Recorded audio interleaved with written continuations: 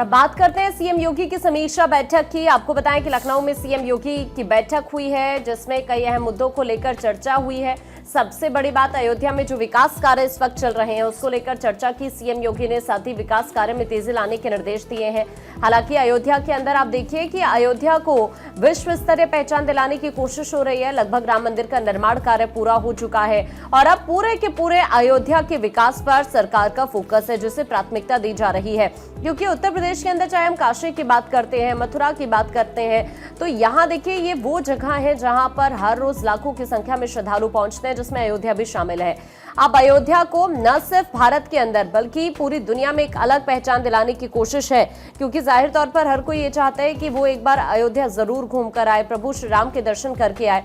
और ऐसे में अयोध्या को विश्व स्तरीय पहचान दिलाने की दिशा में सीएम योगी लगातार मॉनिटरिंग कर रहे हैं, समीक्षा बैठक कर रहे हैं, अधिकारियों को लगातार दिशा निर्देश दे रहे हैं। अयोध्या के अंदर विकास कार्य बहुत तेजी के साथ इस वक्त किए जा रहे हैं, लेकिन उनमें और तेजी लाई जाए, इसी पर फोकस है योगी सरकार का, जिसको देखते हुए कल एक बार फिर से सीएम योगी ने लखनऊ में समीक्षा बैठक की। हालांकि आप देखते हैं कि सीएम खुद ग्राउंड जीरो पर भी जाते हैं और वहां पर जो विकास कार्य चल रहे हैं उनकी समीक्षा करते हैं। और कल एक बार फिर से उन्होंने मीटिंग की।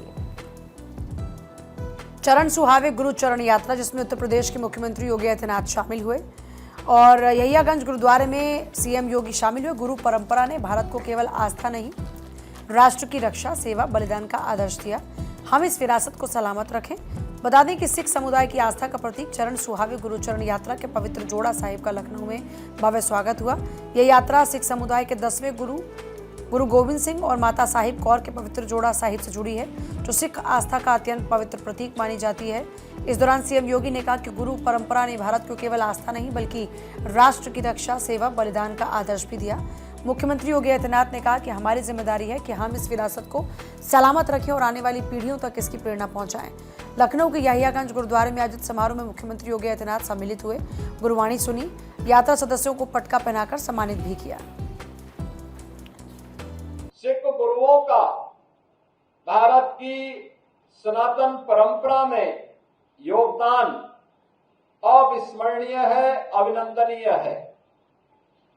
गुरु नानक देव जी से लेकर के गुरु गोविंद सिंह जी महाराज और उनके 4 साहबजादों का बलिदान भारत के इतिहास को एक नई प्रेरणा प्रदान करता है।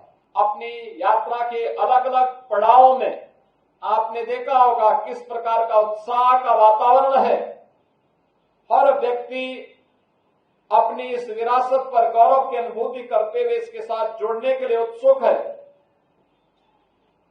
इस यात्रा के माध्यम से हमें भारत की गुरु परंपरा और सिख परंपरा पर गौरव की अनुभूति करने का एक अवसर पे प्रदान करता ही है, हमें एक नई प्रेरणा भी प्रदान होती है कि त्याग और बलिदान पर लिखी हुई कोई भी इतिहास की वह कथा न केवल वर्तमान के लिए, आने वाली पीढ़ी के लिए भी एक नई प्रेरणा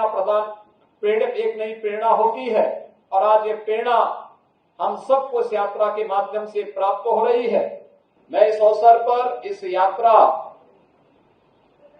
के जो मार्गदर्शक हैं और जिनकी प्रेरणा से ये यात्रा और इस पूरे कार्यक्रम के साथ हम सबको जोड़ने का अवसर प्राप्त हो रहा है, ऐसे केंद्रीय मंत्री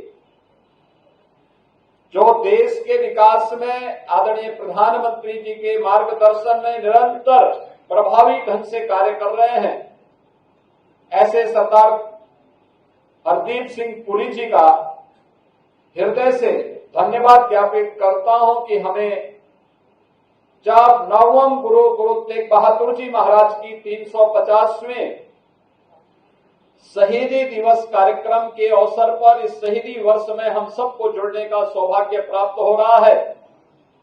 उस अवसर पर हमें गुरु चरण यात्रा के माध्यम से इस पावन कार्यक्रम के साथ जुड़ने का सौभाग्य भी प्राप्त हो रहा है।